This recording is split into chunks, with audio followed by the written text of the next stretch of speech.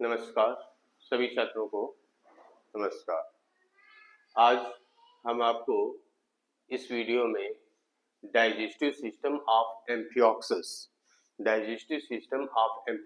के बारे में समझाएंगे।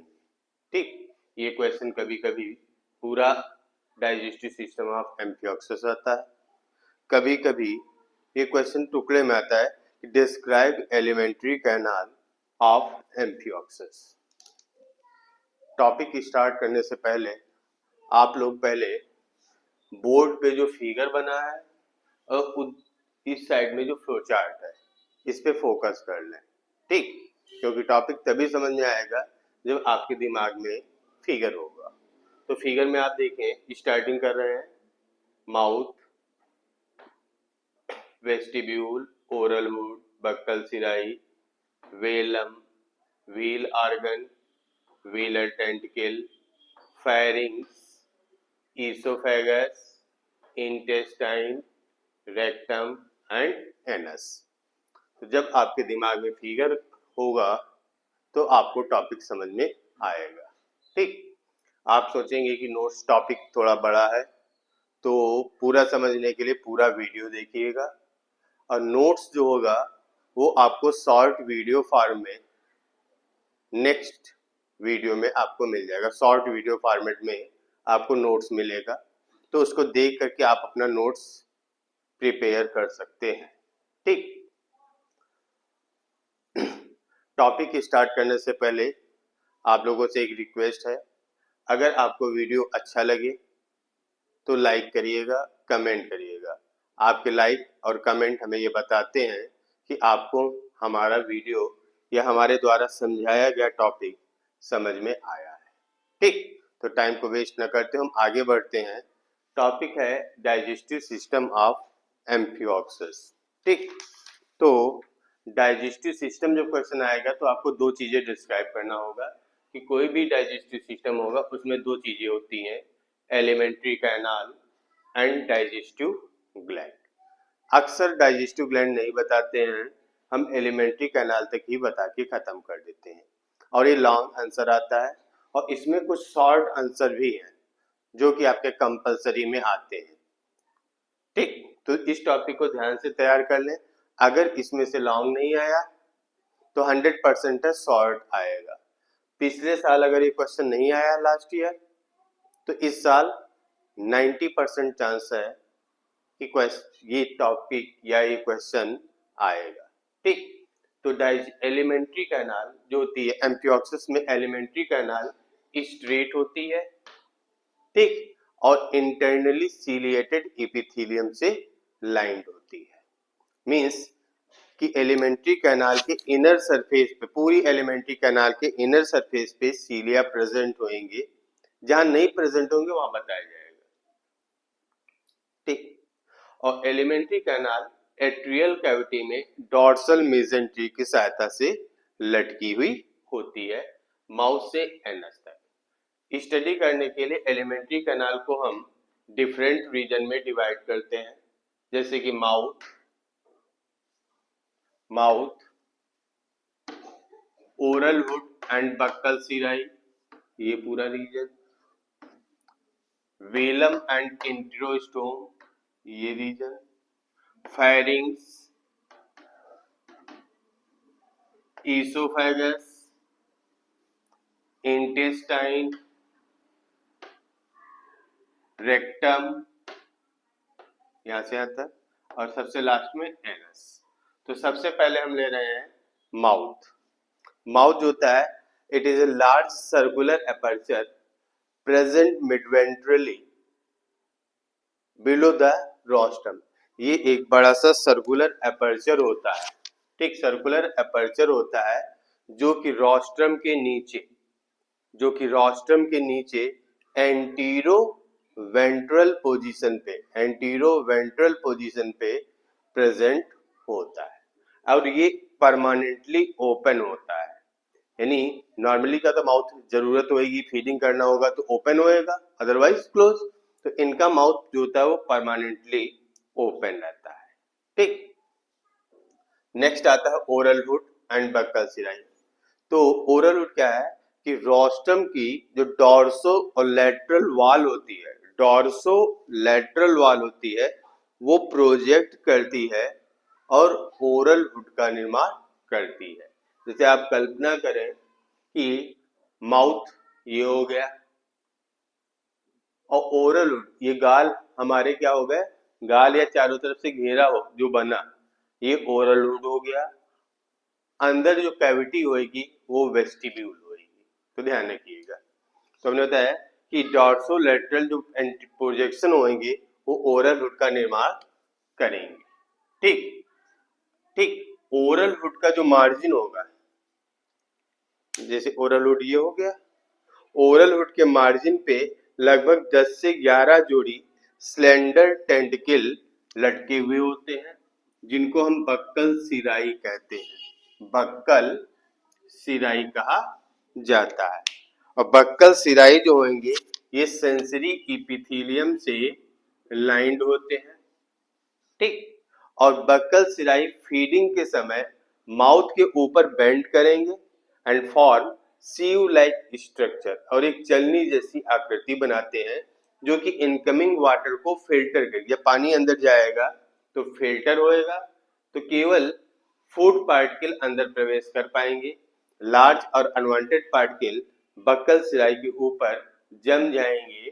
जैसे कि जब हम चाय छानते हैं तो चाय की पत्ती छन्नी में ऊपर रह जाती है और चाय या छोटे कण नीचे पास आउट हो जाते हैं।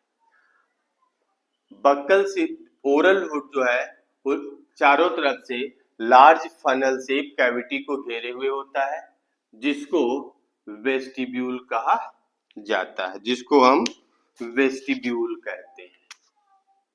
ठीक। और वेस्टिब्यूल के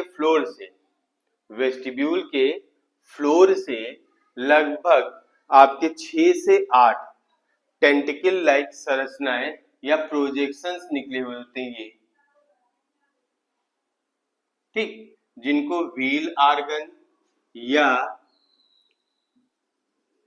मुलर्स ऑर्गन या रोटेटरी ऑर्गन कहा जाता है। जिसमें से जो मिड डॉर्सल फोल्ड होता है, वो बड़ा होता है और ओरल हुड की रूप को टच करता है। उस टच पॉइंट को हैचेक्स पिट एंड ग्रूव कहा जाता है, जहां से ह्यूज अमाउंट में म्यूकस सिक्रीट होता है। ध्यान रखेंगे। अब इसको हम कल्पना कैसे करें, जैसे कि ये माउथ हो गया, माउथ के ये ओरल हुड हो गया, अंदर जो कैविटी है ये वेस्टिब्यूल हो गई। ठीक। और उसके फ्लोर से जैसे जबान टंग निकली है, तो टंग जैसे कई फोल्ड आप सोचें, जैसे दीवार है, बेस से ये फोल्ड निकला, उधर फोल्ड निकला, तो ये फोल्ड क्या हो गए, व्हील ऑर्गन या मुलर्स ऑर्गन हो गए, जिसमें से मिड डॉर्सल जाएगा और रूप को टच करेगा, बड़ा होगा और रूप को टच करेगा। ठीक। और टचिंग पॉइंट को हैचेक्स पिट एंड ग्रूव कहा जाता है। व्हील ऑर्गन का काम होता है फीडिंग के दौरान ये व्हीलिंग करता है, यानी यूं करता है, जिसके कारण क्या होता है, वाटर करंट डेवलप होगा और वो वाटर करंट माउथ से अंदर प्रवेश कर जाएगा। देन वेस्टिब्यूल, अब हम अगले में आ रहे हैं, अगला ले रहे हैं व्हीलम एंड इंट्रोस्टोम। वेस्टिब्यूल कैविटी जो होती है ये पीछे की तरफ, वेस्टिब्यूल कैविटी पीछे की तरफ एक सर्कुलर रिंग लाइक मेम्ब्रेन से क्लोज होती है। जैसे कि ये कमरा और इसके पीछे जो कमरा है उसके बीच में दीवार है, तो ये दीवार की तरह जो में है ये क्या हो गई, इंटेरोस्टोम। तो हमने बताया क्या, वेस्टिब्यूल is separated या vestibule is posteriorly closed by a circular ring-like membrane called enterostome, and in the middle of enterostome a sphinctered aperture is present. is called velum. Circular membrane को वेलम कहते हैं और उसके बीच में जो circular aperture present होता है उसको इंटेरोस्टोम कहा जाता है। तो हमने रिपीट कर रहे हैं कि वेस्टिब्यूल कैविटी पीछे की तरफ से एक रिंग लाइक मेम्ब्रेन द्वारा क्लोज होती है जिसको वीलम कहा जाता है, और वीलम के बीच में एक सर्कुलर और स्फिंक्टर्ड एपर्चर प्रेजेंट होता है जिसको इंटेरोस्टोम कहते हैं। और वीलम के पोस्टीरियर मार्जिन पे, यानी पीछे की तरफ जो कमरा है वो फेरिंग्स है, पोस्टीरियर मार्जिन पे 10 से 11 सिलेंडर टेंटिकल प्रेजेंट होते हैं जिनको व्हीलर टेंटिकल कहा जाता है, जिनको व्हीलर टेंटिकल कहते हैं। ठीक, व्हीलर टेंटिकल भी फीडिंग के दौरान इंटेरोस्टोम के ऊपर बेंड होंगे और इनकमिंग वाटर को फिल्टर करने का काम करते हैं। ठीक, तो यहां तक कोई कंफ्यूजन नहीं होगा। यानी आपको बताया क्या गया, mouth, oral root buccal cirri, velum and enterostome. Next है फेरिंग्स। फेरिंग्स क्या होता है? It is a large spacious and laterally compressed structure. ये बड़ा सा और लेटरली कंप्रेस्ड संरचना होती है, चैम्बर लाइक संरचना होती है जो कि बॉडी में एट्रियल कैविटी के मैक्सिमम स्पेस को चारों तरफ ऑक्यूपाई किए हुए होती है। मीन्स फेरिंग्स जो होगा ये एट्रियल कैविटी में लटका हुआ होता है और लेटरली साइड से चपटा हुआ होता है और लगभग आगे के 1/2 आधे से ज्यादा हिस्से को कवर करता है। ठीक, फेरिंग्स की जो लेटरल वॉल होती है, फेरिंग्स की जो लेटरल वॉल होती है उसमें 100 से 150 तक vertical slit like opening present होती है जिनको हम गिल स्लिट कहते हैं, जिनको गिल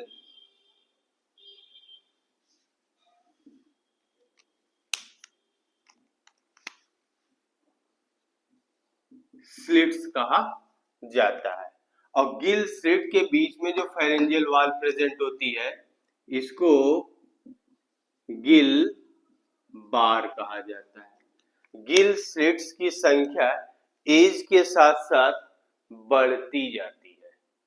ठीक, कारण क्या है कि जो प्राइमरी गिल स्लिट्स होंगी वो टंग बार से डिवाइड होकर के सेकेंडरी 1 से 2 सेकेंडरी गिल स्लिट बन जाती हैं। तो गिल स्लिट की संख्या एज के साथ साथ बढ़ा करती है।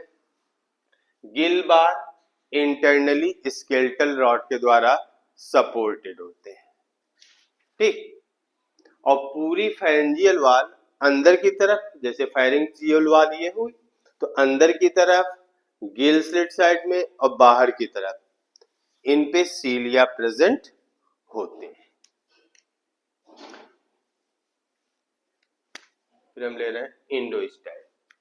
ठीक, फेरिंग्स में मिड वेंट्रली, फेरिंग्स के मिड वेंट्रली, जैसे यहाँ पे हम अगर इसका टीएस काटें तो टीएस ऐसा बनेगा।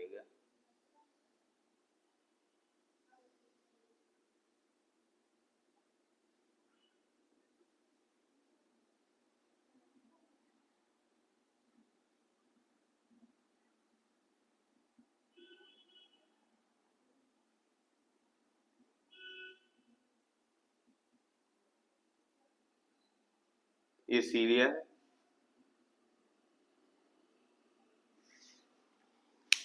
तो फेरिंग्स में मिड वेंट्रली एक सैलो ग्रूव प्रेजेंट होता है जिसको कहा जाता है इंडोस्टाइल कहा जाता है। ठीक, मिड वेंट्रल पोजीशन पे एक सैलो ग्रूव प्रेजेंट होता है जिसको इंडोस्टाइल कहते हैं, जो कि पूरे फेरिंग्स में पोस्टीरियर एंड से लेकर के एंटीरियर एंड तक फैला हुआ होता है। ठीक, इंडोस्टाइल जो होगा उसमें 5 सीलियरी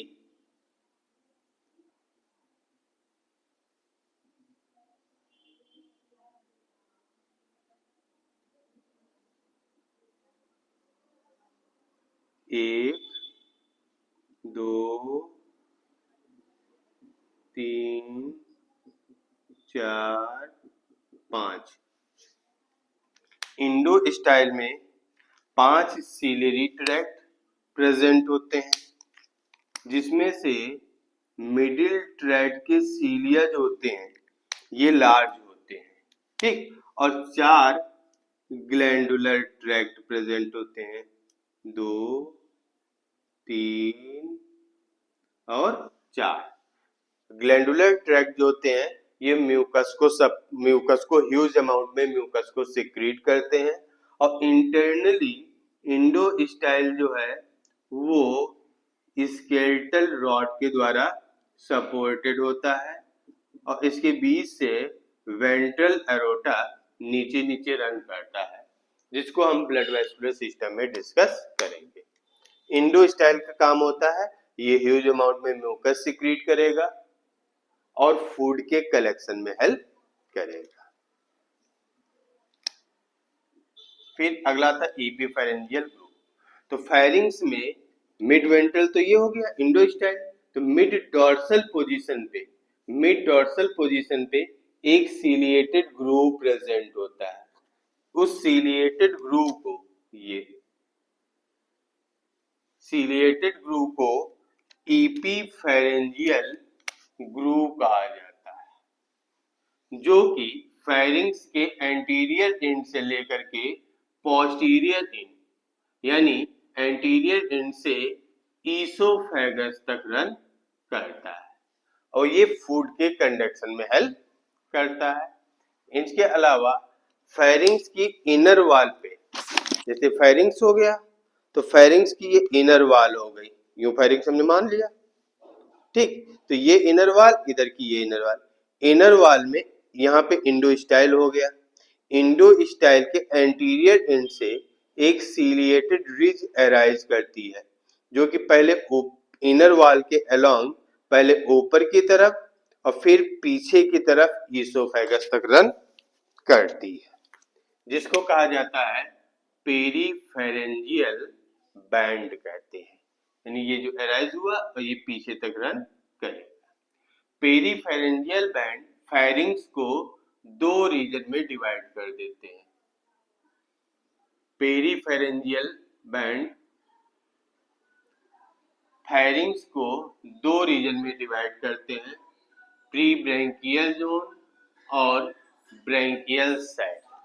प्री ब्रैंकियल जोन जो है ये एंटीरियर स्मॉलर रीजन होता है, जिसमें गिल स्लिट्स एब्सेंट होती है, और ब्रैंकियल जोन जो होता है वो पोस्टीरियर लार्जर रीजन होता है, जिसमें गिल स्लिट्स प्रेजेंट होती है, ठीक, तो ये तो हो गया फेरिंग्स।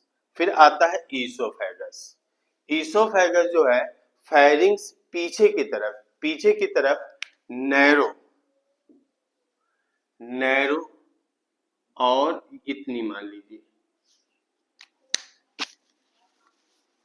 फिगर आप लोग पहले ही बना लीजिएगा, ये इतनी नैरो वाइड, ये जो डॉटेड किया ये मान लीजिए वाइड ईसोफेगस में ओपन हो जाता है, ठीक, ध्यान रहेगा पूरा इंटरनली सिलेटेड है।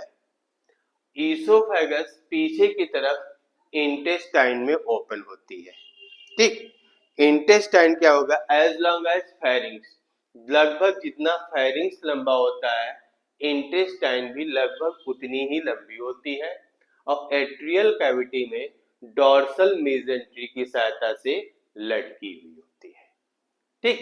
स्ट्रक्चरली इंटेस्टाइन को 3 रीजन में डिवाइड किया जाता है, 3 रीजन में।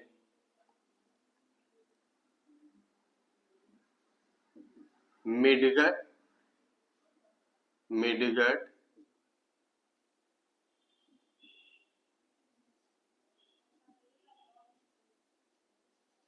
Ileocolic ring region, hind gut, ठीक, तो आप ध्यान दीजिएगा मिडगट जो होता है ये एंटीरियर वाइडर रीजन होता है, ये मान लें, ठीक, और इससे मिडगट डाइवर्टिकुलम अराइज होता है, मिडगट डाइवर्टिकुलम अराइज होगा, ठीक, या आप कह सकते हैं मिडगट और ईसोफेगस के जंक्शन से एक closed pouch like structure arise होता है, जो कि फेरिंग्स के ऊपर राइट साइड से, फेरिंग्स के ऊपर राइट साइड से आगे की तरफ फैला हुआ होता है, जिसको मिडगट डाइवर्टिकुलम कहा जाता है। मिडगट डाइवर्टिकुलम डाइजेस्टिव ग्लैंड की तरह काम करेगा, जहां पर डाइजेस्टिव एंजाइम रिलीज होते हैं, और जहां पर ईसोफेगस और मिडगट जुड़ता है, यहाँ पर सिलियरी ट्रैक्ट प्रेजेंट होता है, जो कि फूड कार्ड को मिडगट डाइवर्टिकुलम की तरफ डायरेक्ट कर देता है, और मिडगट डाइवर्टिकुलम के सिलियरी ट्रैक्ट जो है वो पुनः फूड को इलियोकोलिक रीजन की तरफ डायरेक्ट कर देते हैं। मिडगट के बाद में जो इंटेस्टाइन का लॉन्गर रीजन होता है, उसमें कई सारे सिलियरी बैंड प्रेजेंट होते हैं, जिनको इलियोकोलिक रिंग कहा जाता है, जो कि फूड कॉर्ड को चरण घुमाने का काम करते हैं। उसके बाद में हिंडगट प्रेजेंट होता है, और हिंडगट जो होगा वो हेवेनली सिलिएटेड रेक्टम में ओपन होगा, और रेक्टम जो है वो एनस के थ्रू काउडल फिन के बेस पे एनस के थ्रू बाहर ओपन हो जाएगा। एक चीज हम मिस कर गए थे कि पूरी इंटेस्टाइन यानी मिडगट, इलियोकोलिक रिंग और हिंडगट ये स्मूथ वाल से लाइंड है, केवल इसमें सिलियरी ट्रैक्ट प्रेजेंट होते हैं। जैसे कि हमने शुरुआत में कहा था कि पूरी एलिमेंट्री कैनाल सीलिएटेड है, लेकिन इंटेस्टाइन में जो सीलिया है वो पूरे में प्रेजेंट नहीं है, वो एक निश्चित सिलियरी ट्रैक्ट फॉर्म में प्रेजेंट है, जो कि फूड कॉर्ड को एक निश्चित दिशा की तरफ डायरेक्ट करते हैं।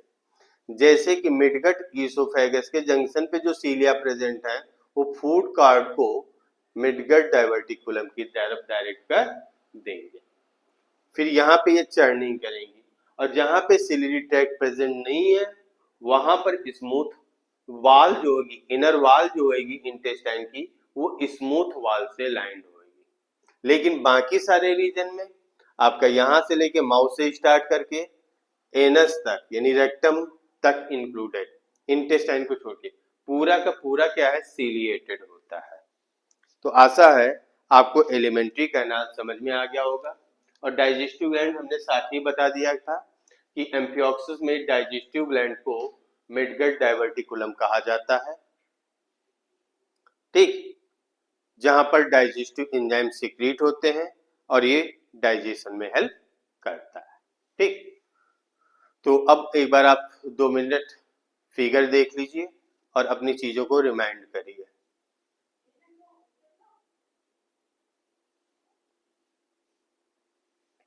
और जो हमने बताया है, एक बार वीडियो देखने के बाद दोबारा अगर आप हेडिंग आपकी जो भी हेडिंग पढ़ेंगी ये है, ठीक, उनमें आप पॉइंट को इंक्लूड कर सकते हैं।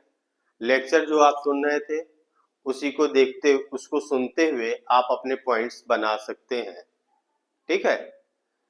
और नोट्स आपको शॉर्ट वीडियो फॉर्मेट में मिल जाएंगे। तो इसके साथ एलिमेंट्री कैनाल आपका टॉपिक कंप्लीट हुआ। फिर फूड फीडिंग की बात हो जाएगी, वो हार्डली 2 मिनट का है। हाँ, ध्यान रहे अगर फूड फीडिंग पूछा जाए तब बताना है, अदरवाइज आपको इतना ही डिस्क्राइब करना होगा। दूसरी चीज ध्यान रखेंगे, फूड फीडिंग स्टार्ट करने से पहले आपका शॉर्ट नोट फॉर्म में व्हील आर्गन, मोलर आर्गन या रोटेटरी आर्गन शॉर्ट नोट के फॉर्म में आता है, इंडो स्टाइल शॉर्ट नोट के फॉर्म में आता है, वेलम, इंट्रोस्टोम ये कभी कभी 1 नंबर में पूछ लिया जाता है, ठीक। तो ये जो शॉर्ट नोट है ये आप इसी के अंदर से निकालेंगे, ठीक। अब हम बात कर रहे हैं फूड फीडिंग कि एम्फियोक्सिस क्या खाता है, कैसे खाता है, ठीक। तो अब आप इस पे ध्यान दीजिएगा, इसी फिगर में बता रहे हैं। एम्फियोक्सिस जो है ये माइक्रोफेगस एनिमल है। माइक्रोफेगस का मतलब हो गया कि सूक्ष्म जीव जो कि नॉर्मली हमें नंगी आंखों से नजर नहीं आते हैं, तो माइक्रोस्कोपिक ऑर्गेनिज्म पे फीड करता है, जो कि सी वाटर में प्रेजेंट होते हैं। ठीक, तो अब फीडिंग कैसे होती है? तो फीडिंग के लिए क्या होता है कि जब फीडिंग करना होगा तो माउथ तो इसका परमानेंटली ओपन रहता है, तो व्हील आर्गन की जब व्हीलिंग होगी, आप इधर से देखें, व्हील आर्गन व्हील्ड करेंगे तो वाटर करंट डेवलप होगा। जैसे कि पानी में हम नीचे की तरफ अगर तेजी से घुमाएं तो भंवर बनता है। वाटर जो होएगा वो माउथ से वेस्टिब्यूल में इंटर करेगा। जब माउथ से वेस्टिब्यूल में इंटर करेगा तो बक्कल सिराई माउथ के ऊपर बेंड होएंगी, इनकमिंग वाटर को फिल्टर करेंगी, जिसके कारण अनवांटेड मटेरियल, जो भी अनवांटेड या लार्ज साइज के पार्टिकल हैं, वो अंदर प्रवेश नहीं करेंगे वेस्टिब्यूल में। ठीक, केवल वाटर इंटर करेगा और वो वाटर इंट्रोस्टोम को से होते हुए फेरिंग्स में आएगा, गिल स्लिट से एट्रियल कैविटी में आएगा और फिर आउटगोइंग वाटर के थ्रू बाहर जाएगा। जब इंट्रोस्टोम को क्रॉस करेगा तो यहाँ पे व्हीलर टेंटिकल पुनः वाटर को फिल्टर करेंगे। तो आप पाएंगे कि बक्कल सिराई के ऊपर और व्हीलर टेंटिकल के ऊपर इम्प्योरिटीज डिपॉजिट हो जाती है। ठीक, तो होता क्या है कि पीरियडिकली एक निश्चित समय पे एनिमल अपना एट्रियोपोर क्लोज करेगा और लेटरल मसल कॉन्ट्रैक्ट करेंगी।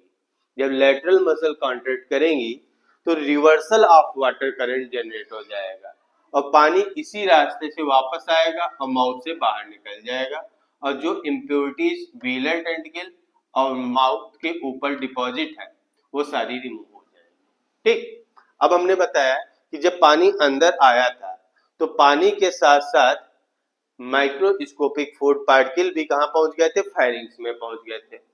फिर अब याद करें पुराना, हमने बताया था कि फेरिंग्स की इनर वॉल पे सीलिया प्रेजेंट होते हैं और इंडोस्टाइल म्यूकस को सिक्रीट करता है। ठीक, तो होएगा क्या कि वो फूड पार्टिकल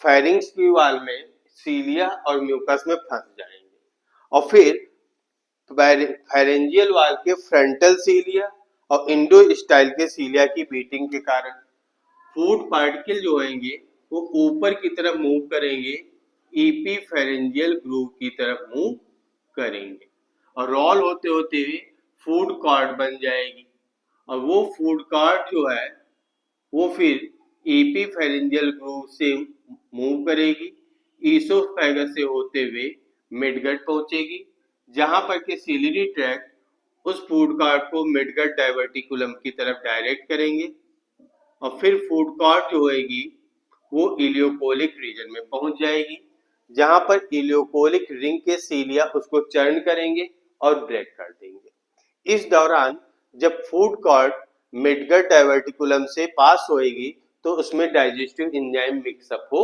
जाएंगे। ठीक, तो फूड जो होगा वो मिडगट डाइवर्टिकुलम से डाइजेस्ट होना शुरू हो जाएगा, इंटेस्टाइन में भी डाइजेस्ट एंड एब्जॉर्ब होगा। यानी फूड जो होगा मिडगट डाइवर्टिकुलम, इंटेस्टाइन में डाइजेस्ट एब्जॉर्ब होएगा और अनडाइजेस्टेड फूड जो होएगा वो हिंडगट से होते हुए, रेक्टम से होते हुए, एनस से बाहर पास आउट हो जाएगा। Thank you. तो इसके साथ आपका topic digestive system of amphioxus खत्म हुआ है।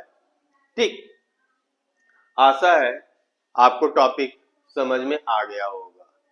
ठीक है, अगर कोई दिक्कत हो रही है या नहीं समझ में आया तो आप कमेंट के द्वारा बता दीजिएगा, वो चीज आपको हम बताने की कोशिश करेंगे, समझाने की कोशिश करेंगे कि आपके सारे डाउट्स जो भी कंफ्यूजन है वो दूर हो सके। ठीक, और अगर आपको वीडियो अच्छा लगा है तो वीडियो को लाइक एंड कमेंट जरूर करें, लाइक करें, कमेंट्स करें, जिससे कि दूसरों तक भी वीडियो पहुंचे और दूसरे बच्चे भी इसका बेनिफिट उठा सके और अपने फ्रेंड्स को भी सब्सक्राइब कराइए, जिससे कि वो भी, उन्हें भी कोई कंफ्यूजन हो तो उनकी भी दिक्कत दूर हो। दूसरी आपसे मैं हर वीडियो में पर्सनली आपसे कहता हूँ कि अगर आपको कोई दिक्कत है और चीज़ें डाउट्स क्लियर नहीं हो रही हैं तो आप बेहिचक निसंकोच हमें